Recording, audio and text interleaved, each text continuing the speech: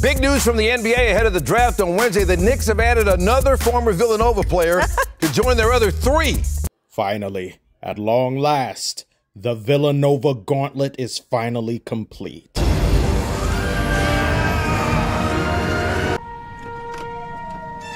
I can't believe I have to drive all the way to work on a Saturday. All the way to work!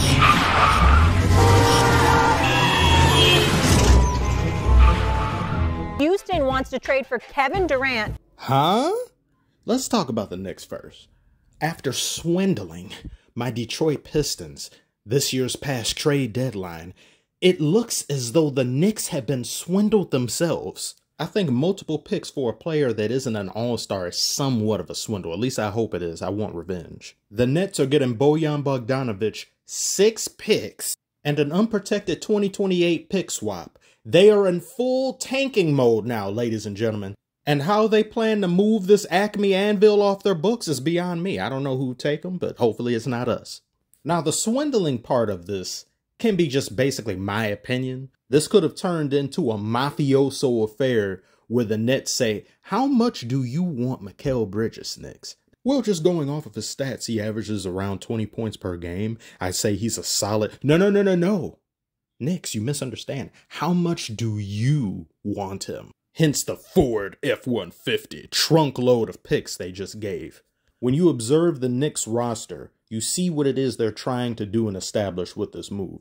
They're trying to match up against the Celtics. And I've said the Knicks, if they had to face the Celtics these past playoffs, and let's say they weren't an infirmary like they turned out to be, the defensive tenacity alone the Knicks could display against the Celtics, to me, could have made the series go a bit longer. Could have been basically their only series that hit 6 games the entirety of these playoffs. And now that they have Mikal Bridges, someone who's guarding the best offensive player night in, night out, not even to mention the chemistry that these guys have already off the court that they can now bring onto the court from their days in college, you've got something really great here, even more than you already had. Now, the problem lies in them being able to keep OG Anunoby, and then you've got Hartenstein.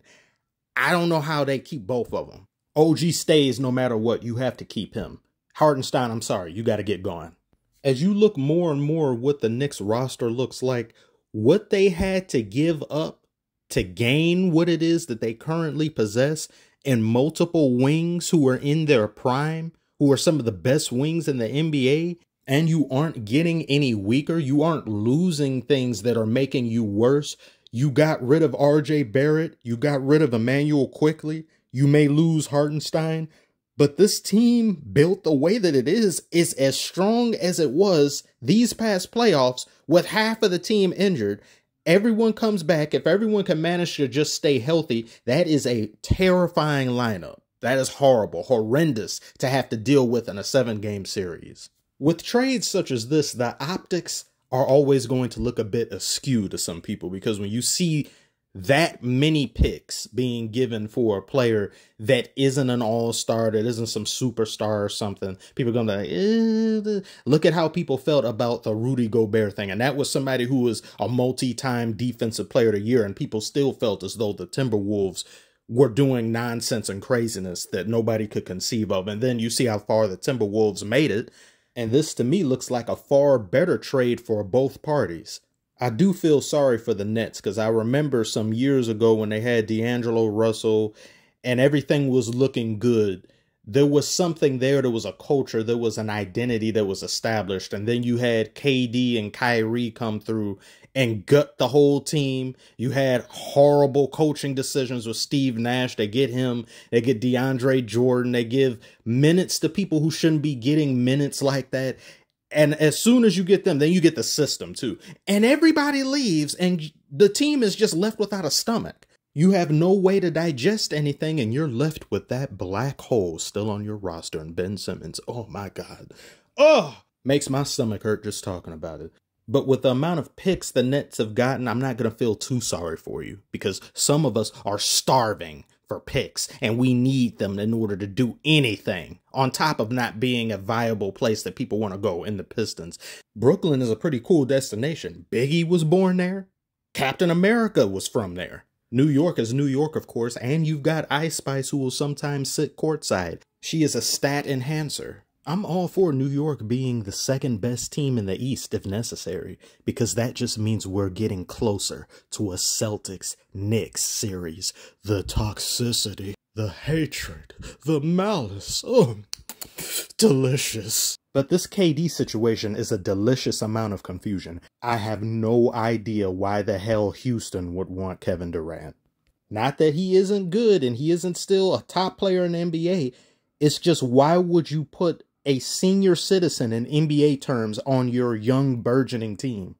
What point is there in doing that? Is he supposed to lead them? Kevin Durant isn't a leader. I've also heard Devin Booker's name being thrown into the mix, where they'd be happy with either one of them because they're trying to help out the Suns, or basically taking on salary. I guess maybe for picks, maybe this would involve a 3-team deal. But then why is Devin Booker's ulterior destination, if he were to leave the Suns, New York?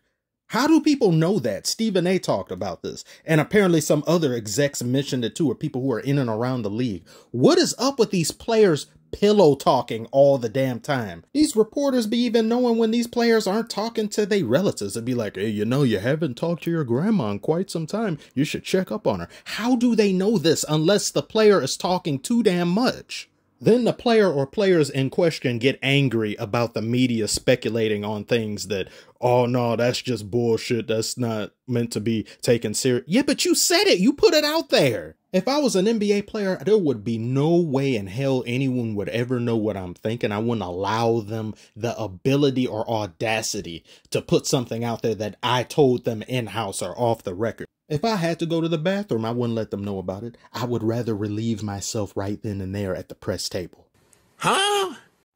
I shouldn't have said that. Note to self, delete that. Stephen A. said on national television that the Suns want Kevin Durant out now. It's Stephen A. who said it, so take that with a grain of Empire State Building size salt.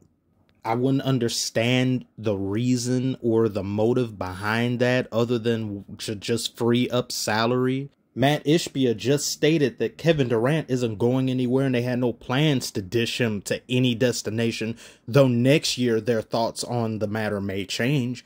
So then why would you put that out there and then do this? I don't know. I don't understand it. But then take Matt Ishbia with a Chrysler building size amount of salt, because this man looked at his roster and said everything is okay. The house isn't burning. There's nothing wrong. I can't take these people serious. Nothing they say ever makes any sense, and they're contradictory more often than not. I can see Devin Booker in Houston. I think that would be pretty good, but Kevin Durant is, I do not get it. I don't understand it. This just makes Kevin Durant's moves after Golden State look even worse. Because people hear about this, they just hear Kevin Durant, they immediately like, oh, he wants out, he's leaving, he's trying to sneak out the back door again. Oh, but whether it's true or not, all of his moves post Golden State have been utter failures. And when Curry got his 4th ring in 2022, Durant caught a straight L.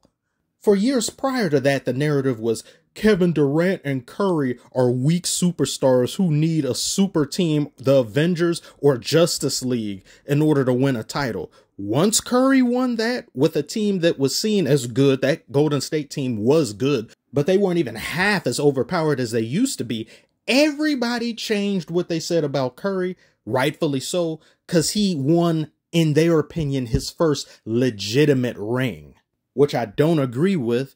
But you saw that man break down and cry because he knew what people had been saying for so many years, and to finally get that weight off his chest and shoulders, a beautiful feeling. And it was great to see.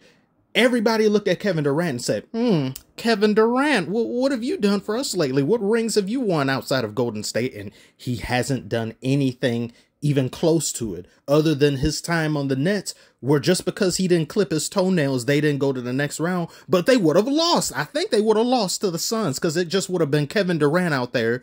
Harden was injured. Kyrie was injured. It maybe would have gone 7 games, but you guys still would have lost, and Chris Paul would have a ring. Ugh.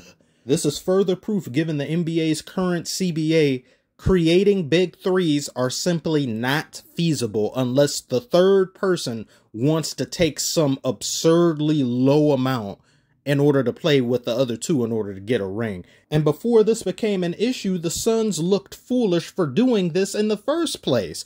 Because you had Bradley Beal, this albatross of a player with a no-trade clause, with Devin Booker, with Kevin Durant, with no wing defenders, no defensive presence or identity, and then you go and fire Frank Vogel because we gotta do something to make it look like we're trying, and then they just hired Budenholzer for $50-something million. So why would you get rid of one of your integral pieces and leave Budenholzer in a position with a team that you may be trying to rebuild because now you realize what you were doing was stupid up until this point? That doesn't make sense at all. Nothing about this makes sense, but we'll just have to see. This is a very weird trade off season so far, and it hasn't even started. But that's all I have to say for now anyway. The NBA draft is tonight. I will be streaming during it. If you feel like coming by and saying hello, you have time to spare, want to talk about a variety of subjects, come on down, hang out for a minute. And look at this guy. You see, yeah. You see what he did right there? You see it? Put your hands together. We got a comedian, everybody. Give him a special on Comedy Central.